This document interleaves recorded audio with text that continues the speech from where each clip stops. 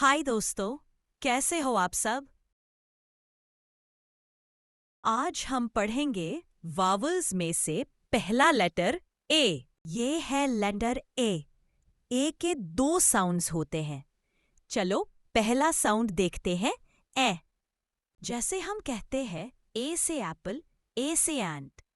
अब दूसरा साउंड सुनते हैं। ए का दूसरा साउंड होता है ए, जैसे एलियन। चलिए दोनों साउंड्स एक साथ सुनते हैं। ए जैसे एप्पल, ए जैसे एलियन।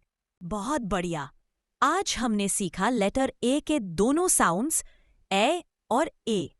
अगले वीडियो में हम पढ़ेंगे अगला लेटर ई। कल पढ़ेंगे दूसरा वोवल। तब तक के लिए keep upskilling, keep growing. Bye.